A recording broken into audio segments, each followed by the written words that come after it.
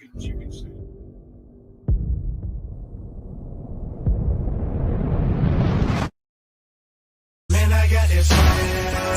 a 60-minute drive for a 60-minute game. After all the miles we've traveled, we're almost there. After all the hours we've worked, one more can make us legends. After all.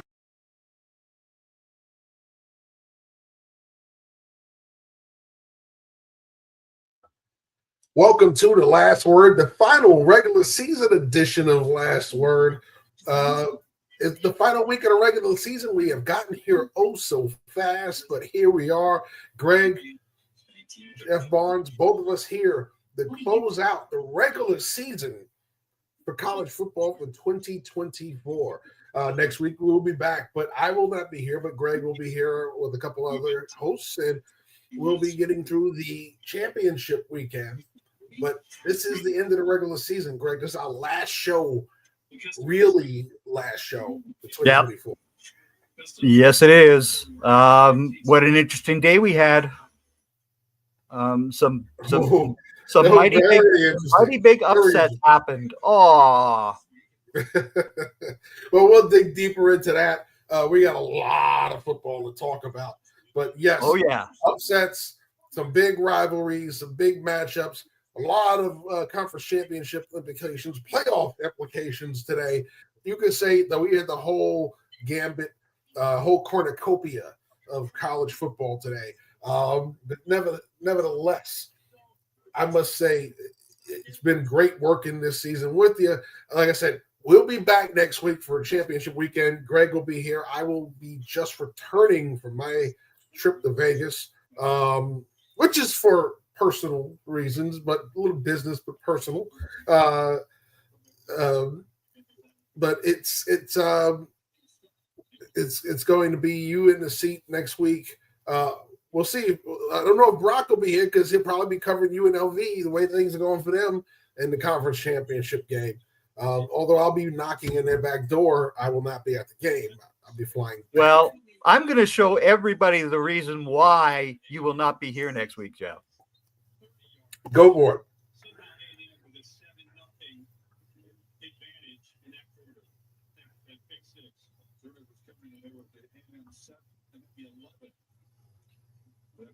Because you're going to be the Minor League Football Hall of Fame award, and you are the class of 2024.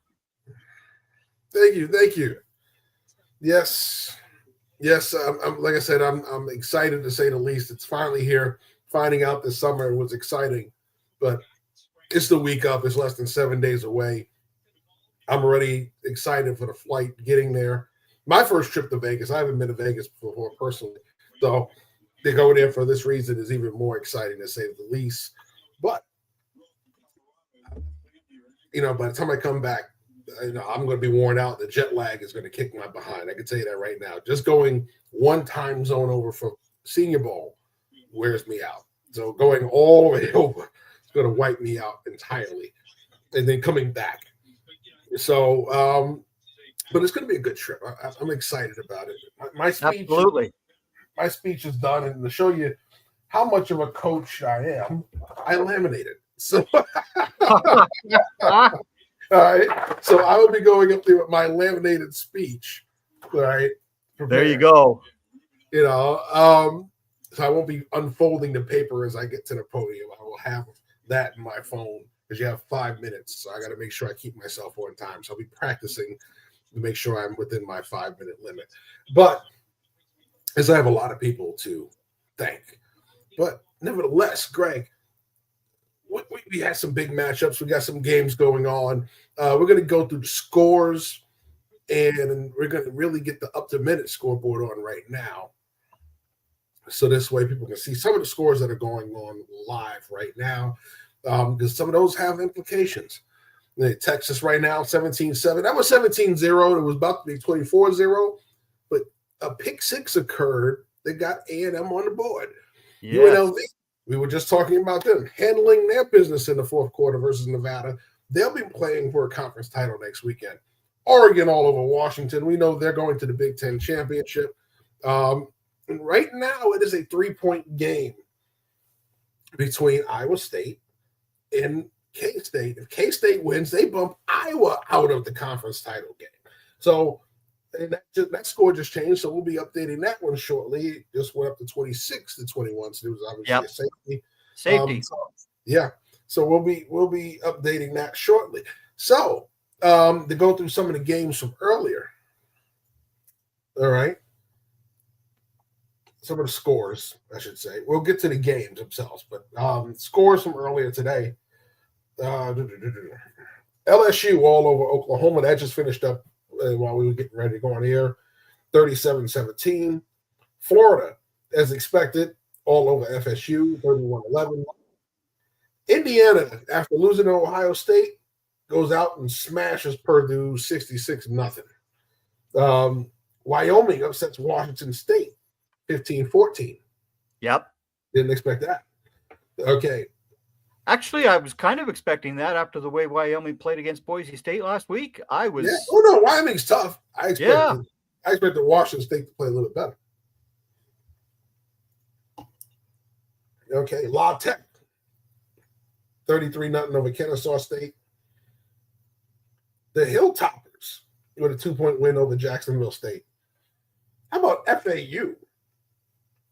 60 burger on Tulsa. Didn't expect that. Their offense was anemic early in the season. How they put up 60 today. I'm not too sure how they managed 60. I think their defense might have scored a couple of touchdowns as well, though. Yeah. North Carolina State tops Mac Brown in North Carolina in his final game, 35-30. As we said, it was hard. As we said a few weeks ago, it'd be hard for him to survive today and this season. And the Iron Bowl, 28-14, Bama. ASU wins the battle at Arizona, 49-7. Pole vaulting ASU into the Big 12 title game. Absolutely. Mizzou tops Arkansas, 28-21. Rutgers all over Sparty, 41-14. UCLA tops Fresno State, 20-13. Big matchup. We'll talk about this one a little bit later. Mario Cristobal takes his second loss. Won't put him out the playoff, but it'll bump him down quite a bit. And doesn't that knock them out the conference title game as well? That knocks them out of the ACC conference game. It'll be SMU versus Clemson. Yes. So despite the loss, Clemson still goes. Dabo still wins. Yes. Yeah. So Penn State all over Maryland, 44-7. ODU. And James Franklin was correct in his post-game press conference after the Maryland head coach blew up. James Franklin had his third and fourth guys out there. They are still going to play football, and you better learn to suck it up, Mr. Loxley. That was a terrible reaction because Penn State did not have their starters out in the field. So I mean, you're playing third and fourth string guys, and your top two units can't stop those guys. That's your problem, Coach Loxley. Well, FIU top Middle Tennessee today, 35-24. Okay, so your school that you're now going to won a game, but your first original school, they did not. Southern beat Grambling State, which sucks. We lost that. What was it? Our third straight. Yeah. Bayou Classic. Yeah. I watched that dreadfully. I had no idea what Mike Dooley was doing for 3.5 quarters. I have no idea what he was trying to do. Their defense played so hard all day long. It did because they kept them in the game because their offense did nothing. The offense, it had absolutely no answers to Southern's defense. Army gets back on the winning side. They beat UTSA 29-24. Texas Tech tops West Virginia 52-15. Baylor tops Kansas 45-17. Kansas coming off the emotional win over Colorado. I guess they blew it all out last week because they got blown out today. Uh-huh. Illinois tops Northwestern 38-28. Louisville all over Kentucky, 41-14. Tennessee tops Vandy, 36-23, solidifying them for a playoff run. Yep. And BYU and Houston are just getting underway. So let's get into our first matchup today, shall we? Sure. All right. So we'll take the low-hanging fruit, the one everybody wanted to talk about, and that is, of course, the game, as everybody was saying. Michigan tops Ohio State at the Horseshoe, 13-10. You know, Mullings was the star for Michigan, and it's solid numbers, not great, right? 32 carries, 116 yards. That's not even 4 yards a carry, but, you know, then he had a TD. Will Howard, 19-33, 175. He had a TD, but 2 interceptions.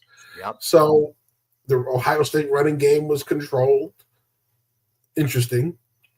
You know, once again, they fall to a weakened Michigan team. Lucy got some explaining to do out there in Columbus.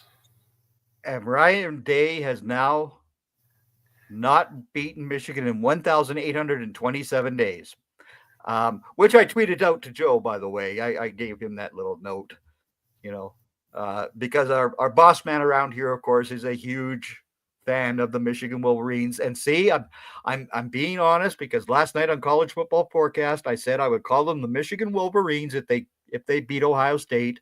So there you have it, all of you kids out there. I'm calling them the Michigan Wolverines.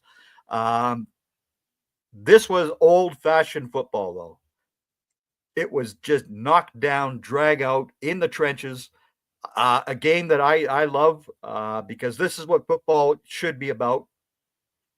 Will Howard left that game earlier on with a head injury, and I don't think he was ever right after that hit either.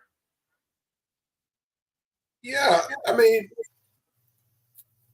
I'm going to just call a spade, right? He's lost multiple games to Oregon. He's lost multiple games to Michigan. Yeah. This Michigan is not Jim Harbaugh's Michigan. Nope. Okay. What do these two Michigan teams have in common? They're ultra physical. When he got beat badly by Michigan a couple of years ago, remember that beating they took at the Big House, right? When he had Stroud and all of that. When they got beat badly, it wasn't even just the physicality of the team. They beat them through the air too. Right? We saw McCarthy throw it all over the yard against them. So he's been outcoached by Harbaugh. Now he's been outcoached by Harbaugh's successor. At some point, Ryan Day has to look in the mirror. You can change coordinators. You can change this. Something about your coaching style that they figured out. Oh, I'll tell you that one drive in the first half where they attempted to run a play. Michigan's defensive line, led by Mason Graham and Kenneth Grant, were there to stop them. Then they attempted a pass, which got batted down, and then they tried a delay sweep. Well, oh my goodness, was Michigan all over that too? And that's in the red zone. You can't operate that way. You cannot do that against a team like Michigan. They will destroy you. Mm-hmm. And those 2 interceptions, minus Will Johnson in that Wolverine secondary, was just solid. They were just so solid today. Yeah, I mean, I expected Michigan's defense to be good. I expected them to go out there and score low points because that's what Michigan does, right? They hold you down. Ohio State knew this. For you not to be able to attack and press Michigan's defense, to make them have breaks where you at least put up 20 points and put pressure on their offense to match you, And no, I'm not wearing a Michigan shirt, folks.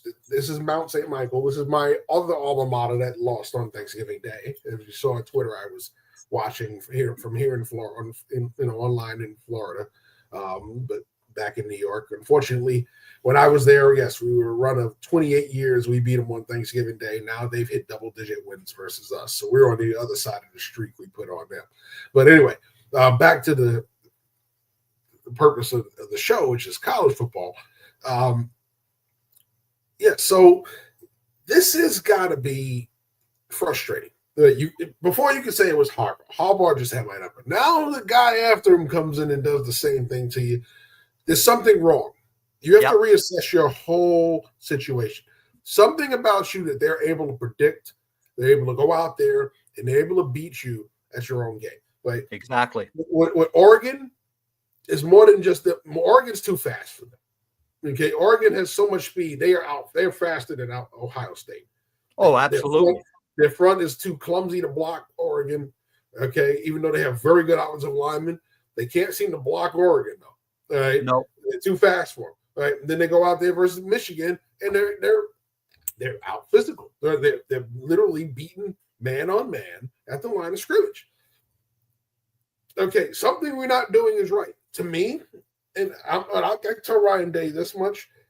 As much as I admire the passing tree that he gets out of his receivers, he's able to teach his receivers the way they're able to get these young men to run professional routes. They are more finesse than they are substance when it comes to running the football. That is a problem.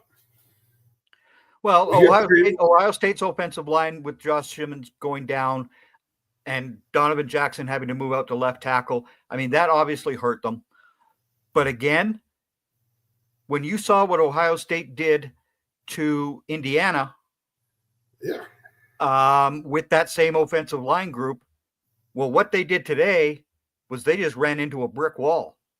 Yeah, but with Indiana, they're a lot more athletic up front than Indiana is. So that's why they were able to do what they did to Indiana. However, Michigan is way more physical than they are. Yep. And unlike the past teams that Harbaugh had, where he had his defensive linemen not getting off the ball right off the snap, they always had that delay. These guys come because Wink Martindale is now coaching them, and these guys come as soon as that ball is snapped. And boy, when Mason Graham and Kenneth Grant come at you, that is 660 pounds of beef coming at you. Yeah. I mean, it is a couple of very big men. Yeah, they're just too finesse. And we've seen it with other teams. You're that finesse team, and you're able to do anything you want to certain teams, but that physical team comes in there and beats you up and stops you from going in there and doing what you do. They make you play their kind of football. If you're not physical enough, you don't win. And that's what I see when I see Ohio State. There's two finesse teams when it's them in Oregon. And Oregon is just faster. And at almost all the positions, it just seems like Oregon is just faster. This is the first time when they played this year where I said Ohio State actually matches their speed for once.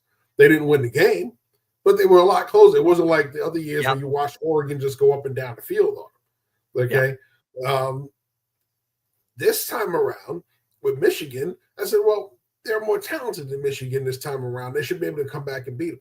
No, even with all that talent, at the end of the day, at the line of scrimmage, they were more physical. They beat up on them, and that they couldn't. And one lineman going down with Ohio State's group shouldn't matter as much. No, he's good. Don't get me wrong, he's good, but it shouldn't make that unit that much weaker.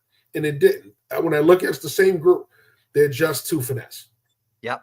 Okay. They're not line movers. Okay. Nope. They don't move the line of scrimmage. Okay. And this goes back to something we talk about. And they don't really move the line of scrimmage. They create creases for these guys to get through based on tandem blocks and people missing an assignment and run fits. But they don't really move the line of scrimmage like that. No. Okay. You're not seeing that. So when you see this group that Ohio State has, they're not moving the line of scrimmage, right? And Michigan was playing on their side of the line of scrimmage more than they were moving. Yep. So Yep. that's physicality. And that's something you're not getting enough of that out of Ohio State, which is why they haven't won a natty, which is why even when they go to the playoff, they wind up finding a way to lose. And they just can't seem to beat Michigan the last 3 years because you are more finesse than you are physical. Physical teams move the line of scrimmage. They can't do it.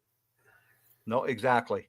And that's why the Buckeyes now have their 2 conference losses. They're out of the Big 10 championship game. Penn State's going to be playing Oregon, and we'll see what happens in that game. Yeah, and the fireworks didn't end with the game, right? We saw what happened afterwards. Okay, let's just face it. Now, people are going to say a lot of things about this. So yes, if you were upset that they were going to do this, you should have won the game, so they didn't do it.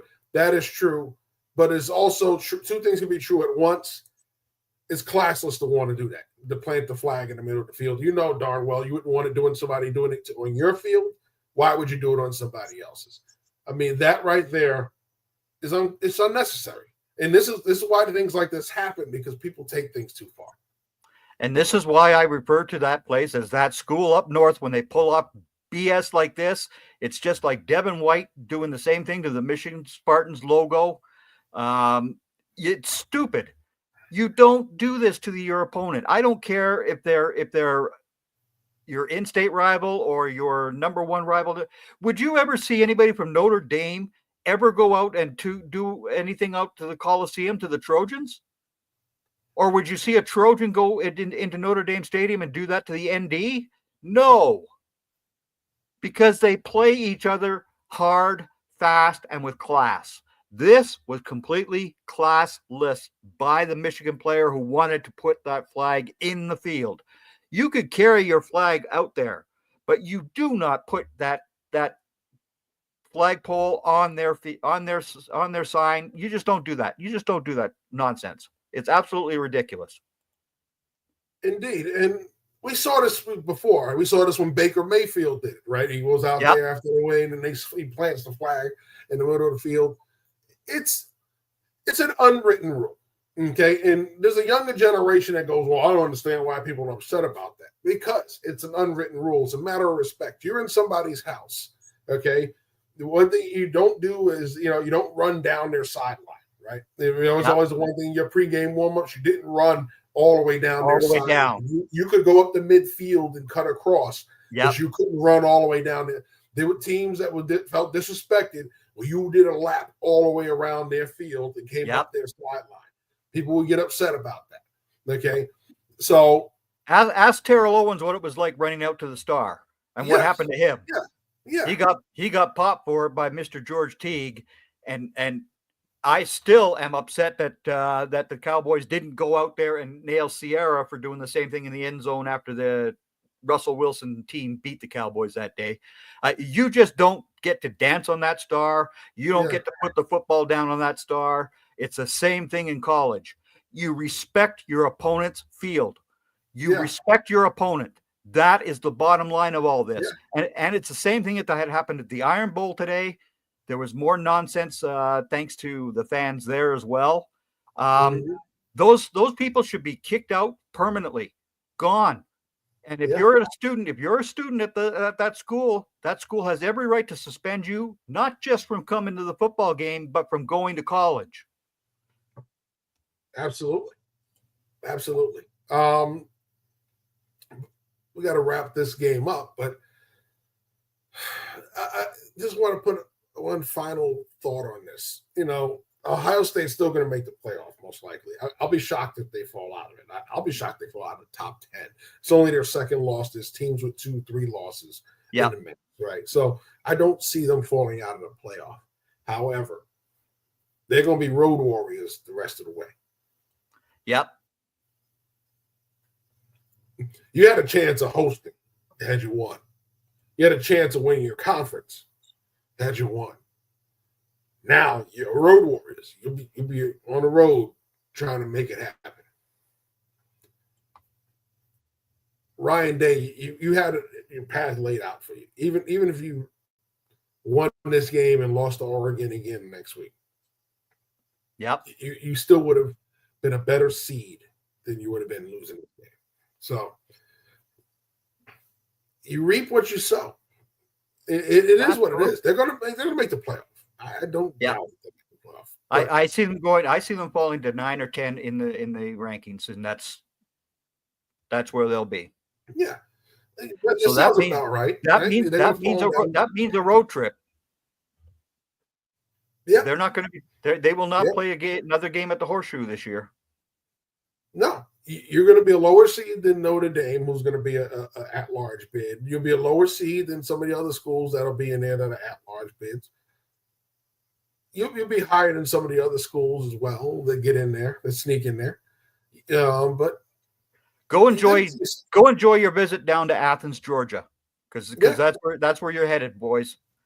You'll go down to Georgia and you deal with the Bulldogs.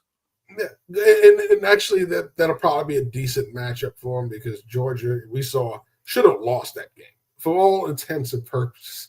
Should have lost that game. That game last night, Georgia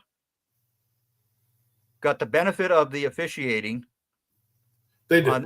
On that DPI call. That is not a DPI call because that ball was tipped. The ball was tipped. There's no DPI on that play. Yet, boom, the officials, we can't have this happen. Hey, we got to have Georgia in there. Well, I'm you know me, I'm very critical of officiating. I just found it interesting. As am I. One play they call a DPI. The next play there's a hold right in front of them. And fortunately for Georgia Tech, the ball was batted down by one of the pass rushers. But the guys literally loops inside. You can see the clear grab. The stop him from coming up the middle and Carson Beck. And it's right in front of the official who's looking dead at it. And he doesn't call it.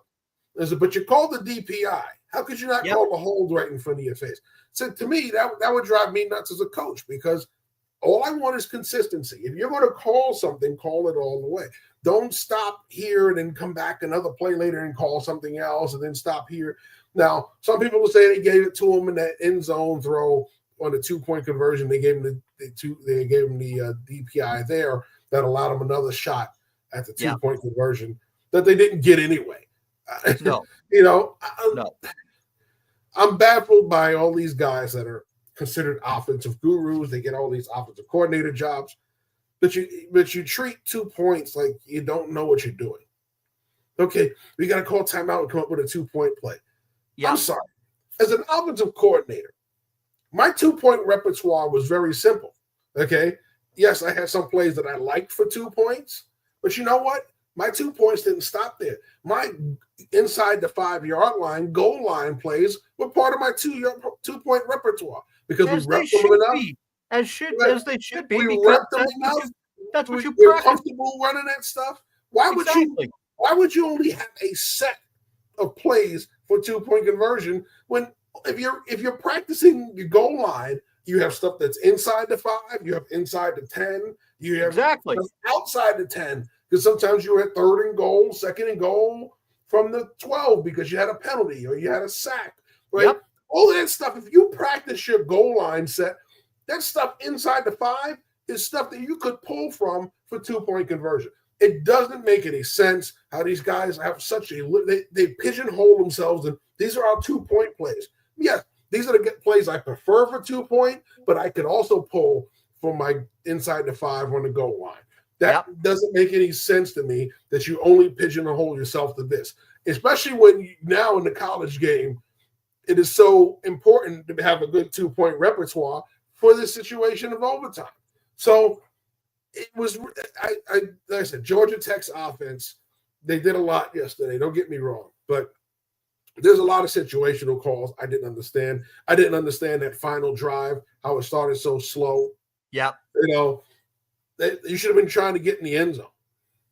But the Bulldogs had a very, very bad game against the Yellow Jackets. If you look at Javon Walker and Malachi Starks, who are supposed to be the top safety and the top linebacker in this draft class, and you see what Hunter King did against that defense, Oh my goodness.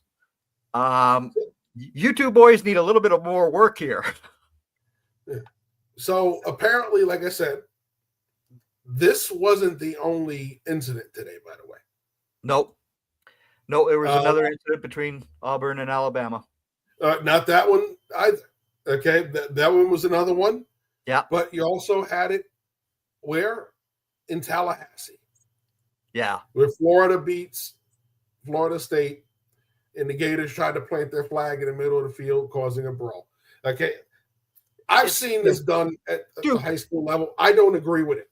I've never agreed with it.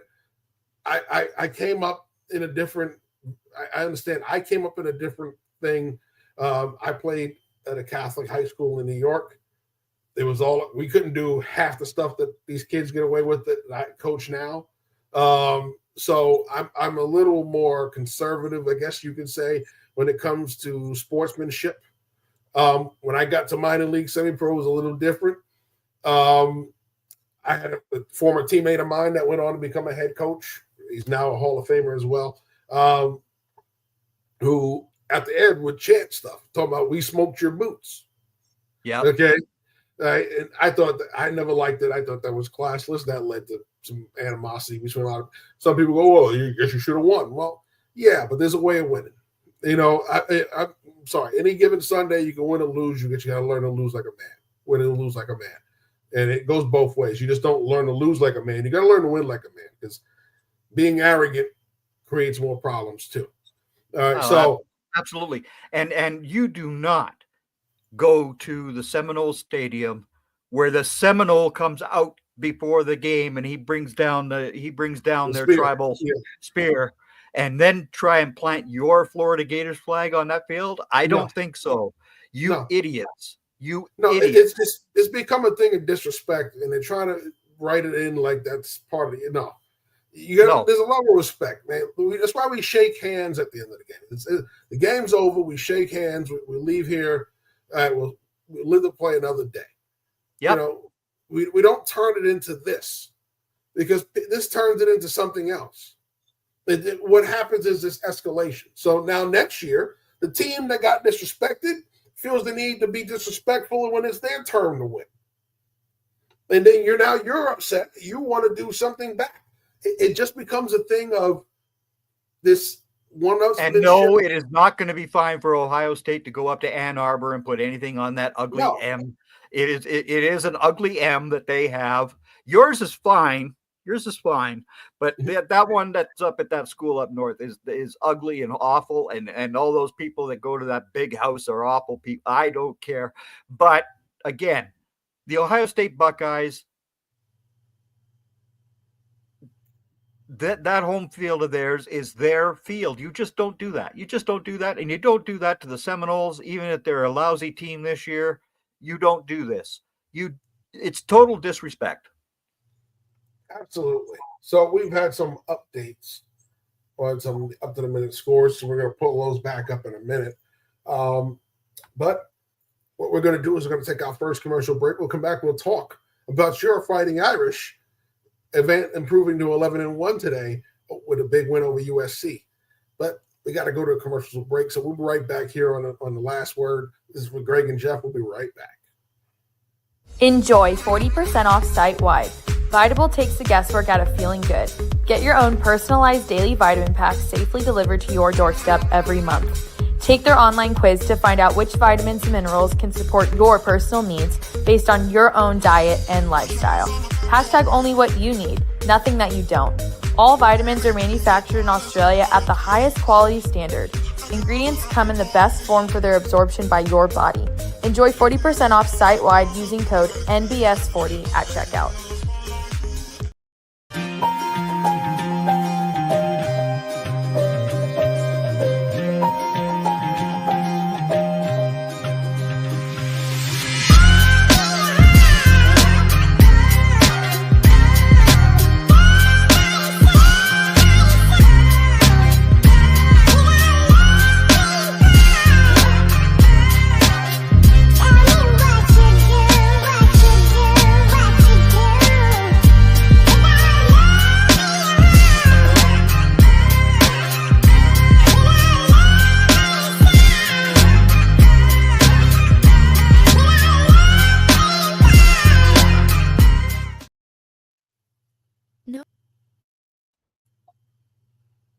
No, Greg.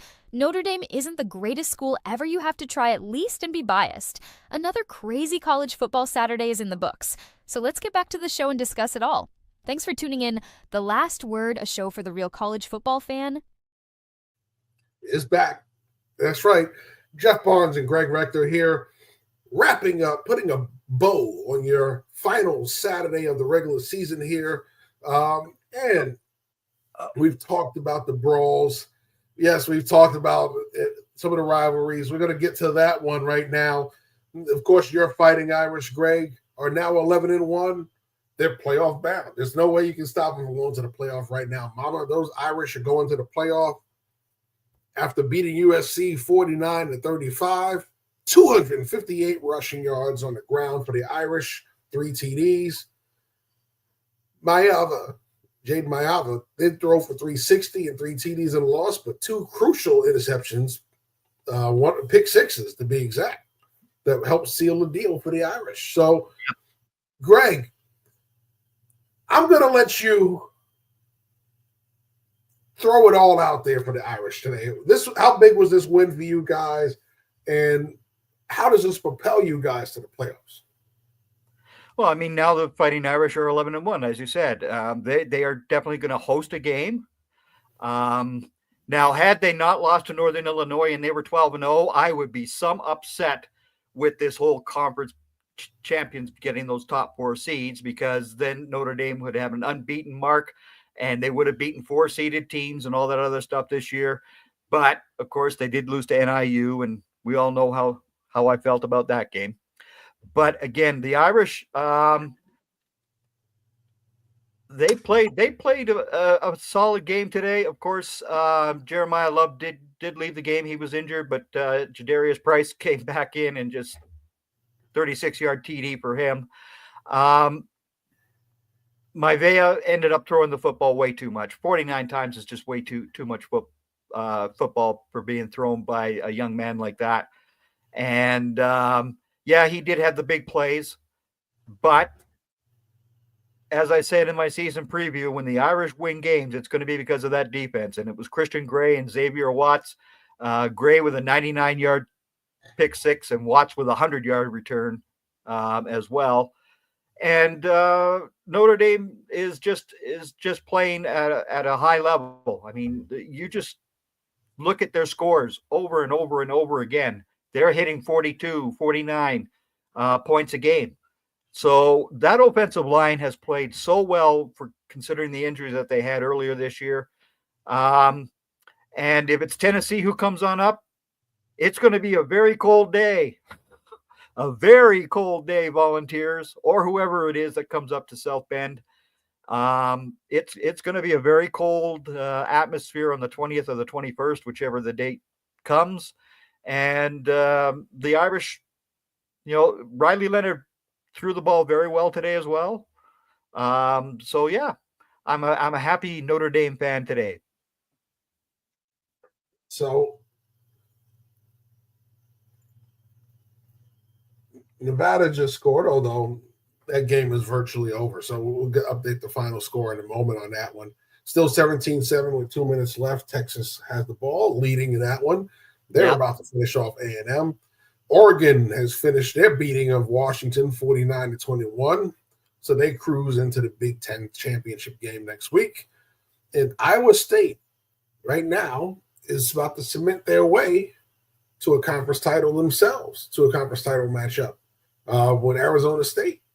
They're 57 seconds away from beating K-State. So the evening games are wrapping up. The playoff pictures, the conference title pictures are becoming a lot clearer. But yes, when it comes to the playoffs, the Irish, it is all clear for you guys. You guys should be hosting a game. I agree with you. I don't think conference championship should guarantee you a home game or a bye or any of that stuff. I believe just like the NCAA tournament, okay, the conference title puts you in, and based on your strength, your seeding, you get seeded wherever.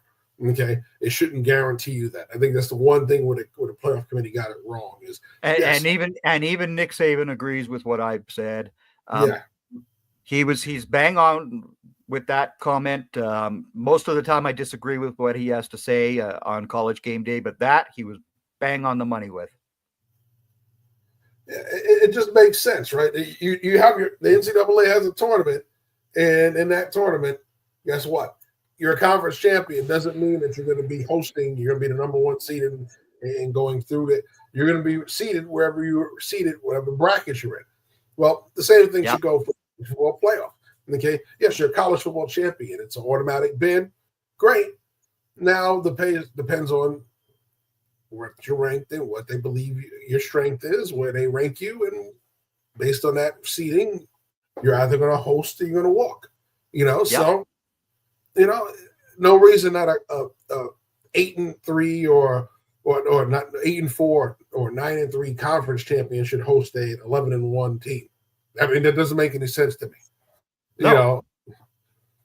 So. And they could talk about the Irish week schedule, which I don't buy. Well, you can't. There's people that say it all the time. What's a week schedule? It's an ACC schedule for the most part. But they went down to the SEC week 1 and beat Texas A&M when it was very hot. When it was very hot and all this other jazz, and I kept being told that Texas A&M was going to pound them because it's too hot for them. Well, the Irish went out and won that game. Yeah, the Irish have beaten the Navy, the Army, and those two service academies are both top teams. I don't care what people who have a lack of respect for what the Army and the Navy put out in the field drive me bananas. They really do. Louisville was a ranked team when they played Notre Dame.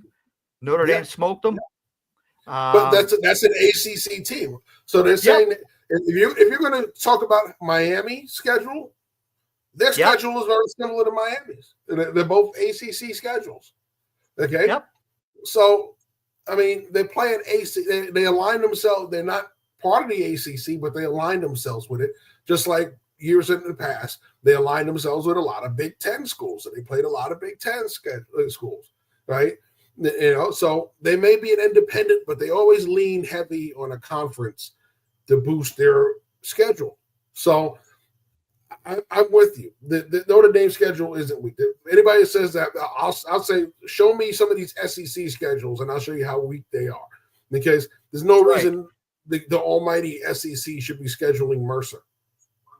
Now, last year, Notre Dame played their first game ever against an FCS school.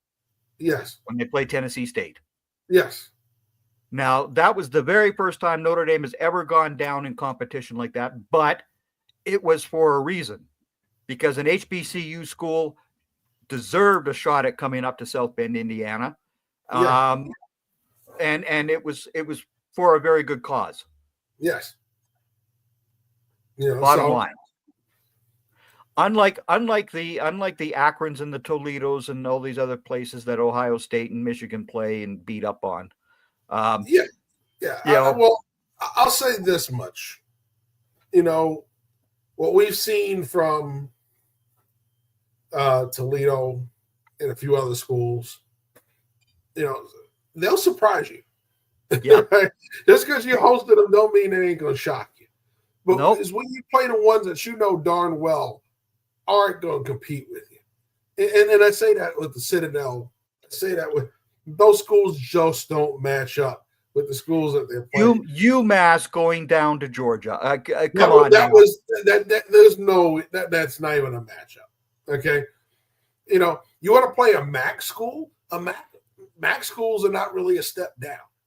No, they're not FCS. MAC schools are FBS. So you want to play a mid-major conference? There's nothing wrong playing it. I had no problem with Miami of Ohio playing Notre Dame. It's a mid-major. That's right. It's an FBS program. It's not an FCS. It's not a D2. It's not we're not stepping down. So when you see everybody goes, you watch them play, FCS competition. Now, I like seeing FCS schools. I like seeing HBCUs compete. However, I'd rather see them get a better share of the money if they're going to go on there and get their butt kicked. So I don't agree with you giving them enough for the band and the college team to stay there. Give them some real money. You make enough. So, but then again, that's on the AD to negotiate a better deal. Well, exactly. I mean, and Tennessee State was well rewarded for coming up to South Bend. Yeah. Well, I'm talking about some of them other ones. Yeah. That go and play UCLA and get $400,000 while the other team was getting $1.5 million for that game. That doesn't make any sense, and they're hosting it. So the Iowa State Hawkeyes have beaten Kansas State, so it's now going to be Iowa State versus Arizona State in the Big 12 game. Correct. Yeah, so those games are going final. So Texas beat Texas A&M 17-7. Yeah. So to say the least, it's the playoffs for you guys. We'll see where things go in regards to the Irish and this overall playoff matchup. But whoever you get, see, that's the other thing is we got to wait to see who you're matched up with. Yep.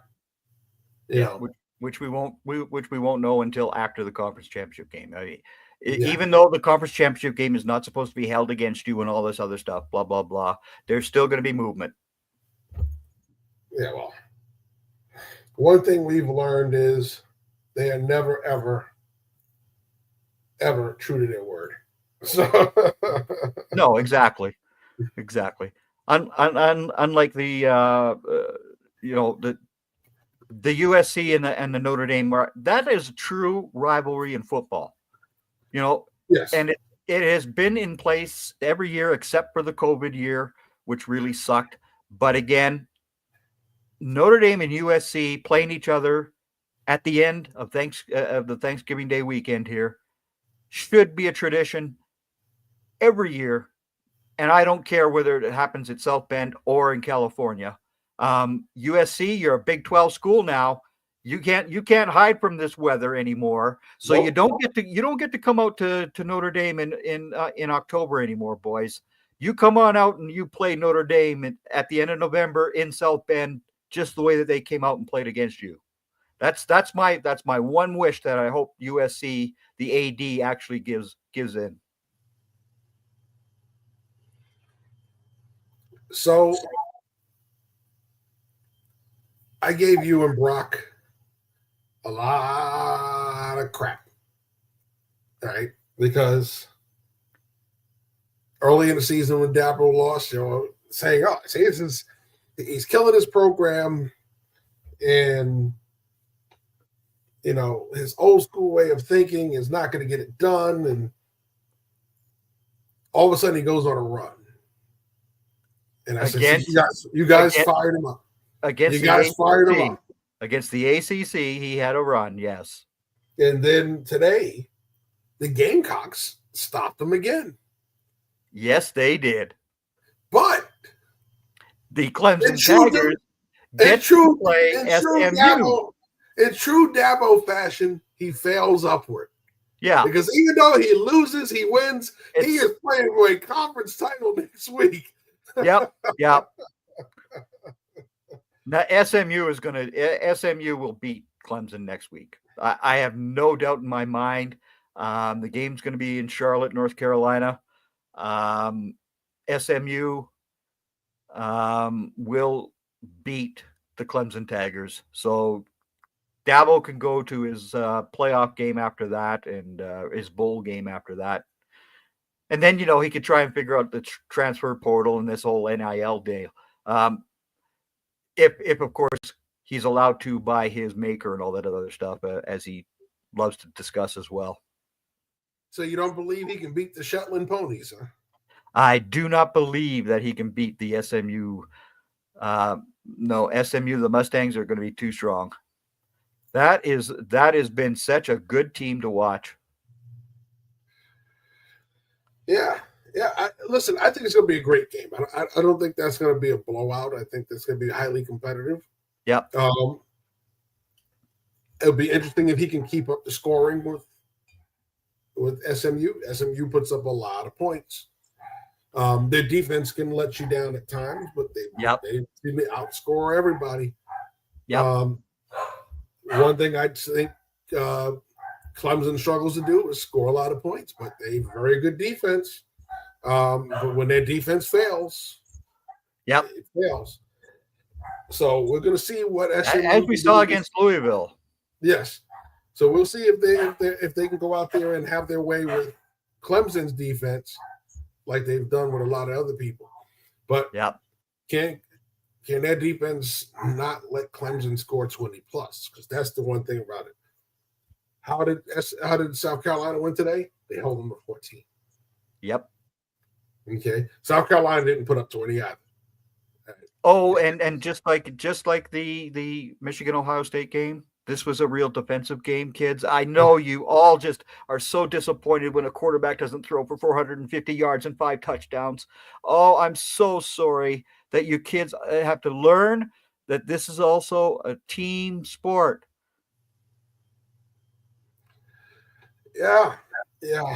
Well, since you brought up the Bayou, I'm just going to say this. I didn't enjoy watching my Tigers lose again, but I did enjoy halftime. I thought Gramblin's band was amazing, and Southern Jukebox. Yes, they were.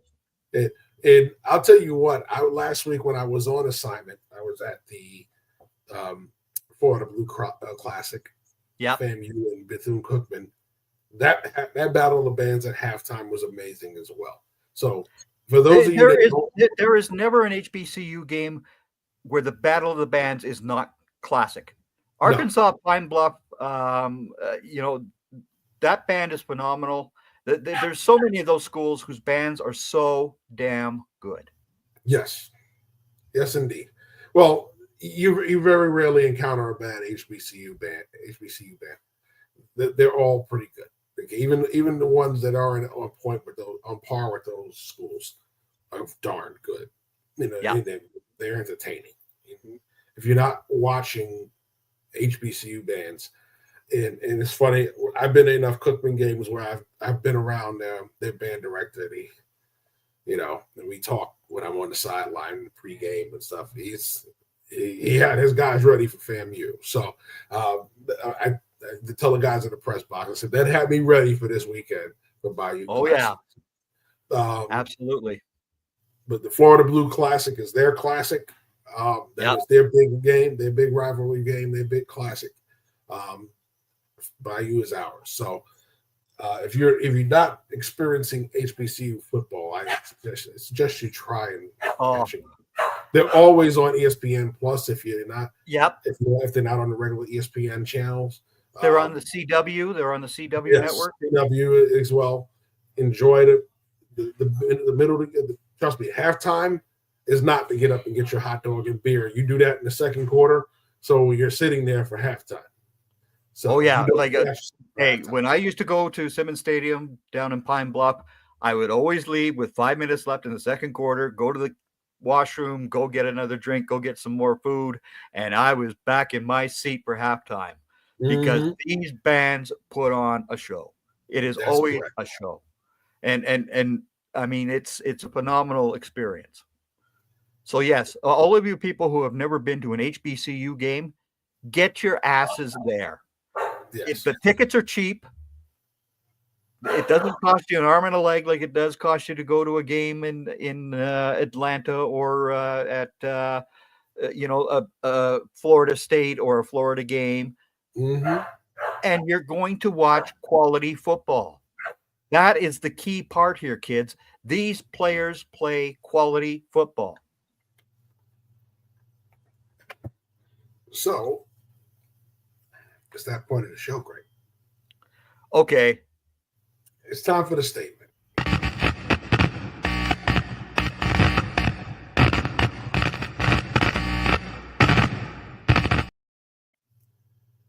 It's the statement where we get to say who made a big statement today in college football this weekend. And let's start with you, Greg. Really? Well, my statement this week is just to congratulate these teams who have won their conference or are going to their conference playoffs. For you guys who didn't make it, like Miami, That's the way the cookie crumbles in this sport. You were beaten by a better team today, and that's the bottom line of it. Syracuse played better than Miami did. That's really my basic statement for today. Okay. All right. Nothing wrong with that. I'm going to go similar but different route. I want to give kudos to some of the schools who don't get talked about.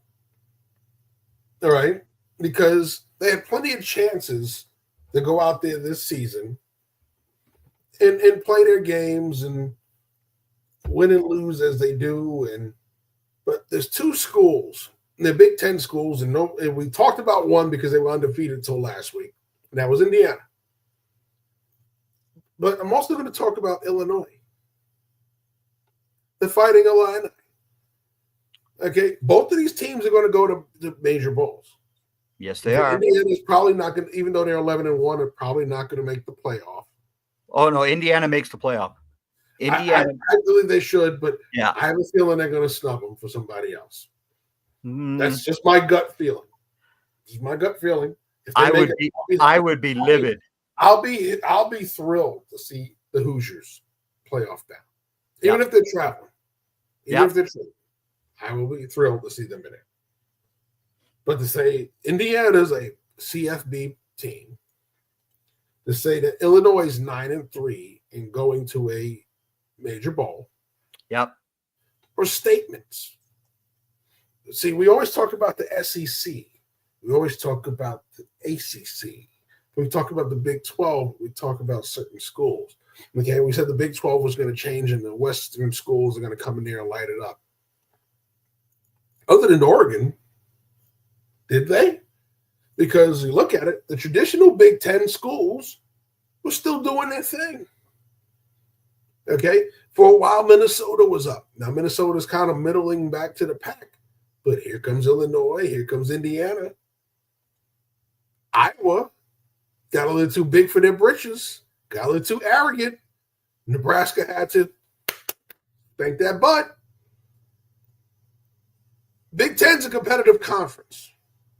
There's a lot of schools in that conference that are prideful. They finally got competent head coaches. They have competent ADs. They have plans to rebuild those programs, and they're working. Those are the guys that made statements this season, since we're in the last week of the season. Those are the guys that made statements this season. Kudos to Indiana's. Kudos to Illinois. Kudos to Nebraska. Kudos to those teams that they got scoffed at for numerous years. They said they're never going to win. They're a joke of a program. It's all Ohio State and Penn State and Michigan and everybody else is not anymore. Even with the West Coast schools coming in there, yes, Oregon is going to win the conference. I said Oregon's going to win the Big Ten. But look out for these guys. They're going to be putting beats on people, including in some of these bowl games. When some of these guys who feel that their stars are going to go and I'm going to sit it out and make a business decision, great. Well, guess what? Their guys are going to play and they're going to beat you behind. Now, I know Indianapolis hosts the Big Ten game, but I'd much rather see the Big Ten game being played outdoors where it should be played. I don't care for an indoor game for a Big Ten championship. You saw great football today between Michigan and Ohio State. You saw great football being played. It is the weather. I'm gonna tell you why that happens, Greg. And I know a lot of people go, well, yeah, and it's the atmosphere that's a big deal. Yeah. However, when they're doing these games, these neutral site games, it's all involves what most of college football involves now, major college football involvement. Yep. Right? Big money. When you want to do these neutral site games, you don't want weather making fans look miserable for these games that they're paying a lot of money to attend. And most of the time, it's not just the fans of them schools. It's people that are general observers that pay to go to these games, right? Yeah. So you're getting a collection of different people for these games. Yep. And the last thing you want is it raining and ruining the game, or snowing. Or well, the snow, the snow is bad, but the 10-degree weather and they're all bundled in, then nobody wants to see that. They want to see people cheering. They want loud noise. They want festivity because that's what sells. Yeah. And so at the end of the day, those neutral site games are about that. All the other regular season games are about the rest. Right? Yep. So you go to Michigan in December. Oh, it's cold. Minnesota in December. Oh, it's cold. Neutral site game for the championship. You're going to have perfect weather. Yeah. We want no excuses of the weather messing up this game. We want fans cheerful, loud, exuberant, happy. And then same thing with the college football playoff. They're played in warm weather states if they're open. If they're in other states, or even some of the warm weather states, they're closed too. Okay. Yep. But usually they're in dome stadiums, temperature controlled, because they want people in them stands to be comfortable, loud, cheering, having a good time. If you're going to spend all that money to get to the game, it's the same thing we see with the Super Bowl. It's the same thing we see with all those games like that. Neutral site games like that of importance. And don't ever go to MetLife Stadium ever again for another damn Super Bowl NFL. Well, I'm sorry. I was still in New York when they did that. I was shocked that they did it. First of all, everybody was saying they were going to swear off the cold weather stuff. They only did cold weather cities if they had domes before that anyway, right? Yeah. Hubert Humphrey Metro Dome, stuff like that. But the thing is, they did that because they bid on it. They got the new stadium. The problem was with the Super Bowl, everything is usually in one spot. Where the Super Bowl is, the stadium is where all the events are. You couldn't do that with MetLife. No. Okay. All of the Super Bowl stuff was in Times Square. Okay. The Super Bowl experience, all that stuff was in Times Square. The game was in Jersey. Yep. All right. So that was that one time when they said we're going to make that exception, and then they did it, and they go, "Yeah, we'll never do that again in New York." Not like that. Right? No, because exactly. it is simple. It's all supposed to be one spot. The Super Bowl week is supposed to be one spot. Yeah. Everything's going on, and you're not going in two different states, two different towns, no. Yeah. Okay. When they did it in North Texas, when they did it in Arlington, everything was there at Jerry World. When they did it, what's the other new stadium? Arizona, not Arizona, it's not new anymore, but when they did it there, same thing. Vegas last year. Right? Vegas last year. Yep. Right. All there. Okay. So it's they've understood that when you're going to do this, everything has to be on site. Yeah. And in New York was that one exception, and they won't do that again. No. Right. They won't do that again. No. You can't do it at the Meadowlands. You can't hold a whole week of events there. First of all, it's not easily accessible for everybody. The fact that it isn't in Times Square, okay, was one thing, but you can't do that game day scenario with the Meadowlands for a whole week. Didn't work, which is why they did everything in Times Square for the fans in the game in Jersey, and they won't do that again. They won't do that again. It has to all be in the same place. They have to have it at the stadium all the time. So that's why Philadelphia can't host a Super Bowl game right now either. Yeah, because the link is surrounded by too much stuff. Yeah, and they can't get the bodies in there. No. So that's unfortunately how it goes. Same thing with Pittsburgh. You can't do the same thing there. No, right? or even Baltimore, you can't do it. Yeah. Now, if Washington does something with the new RFK Stadium site, then they could actually host a Super Bowl. They could, because that'll be cold weather too. See, that's the funny thing about it is it's going to be cold weather. That's right.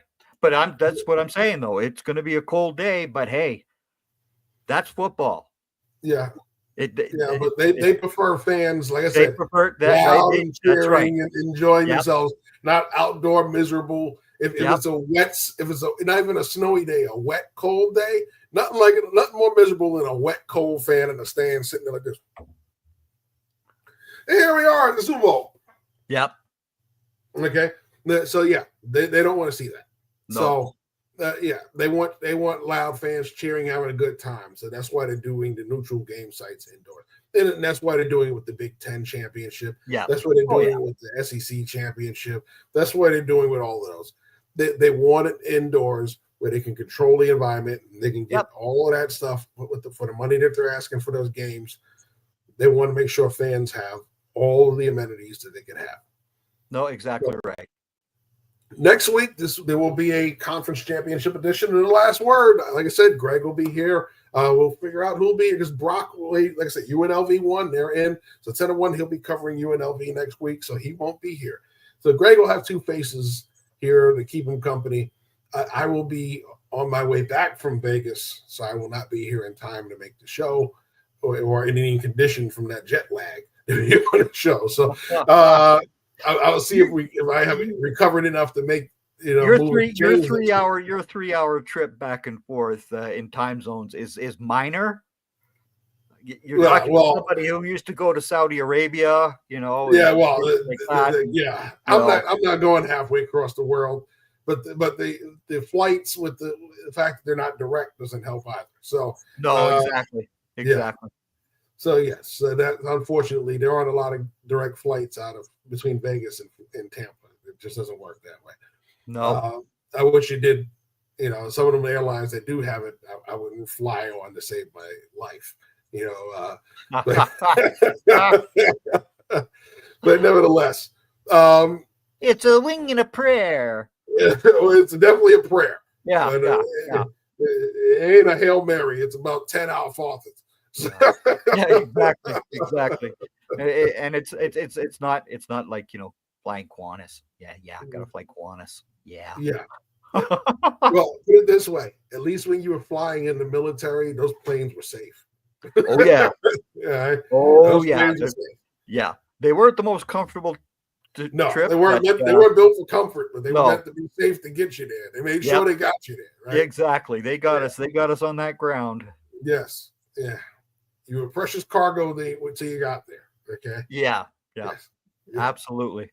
So, all right, Greg. Well, like I said, next week we'll have the conference championship edition, and then we will probably see you guys around late playoff time, bowl time.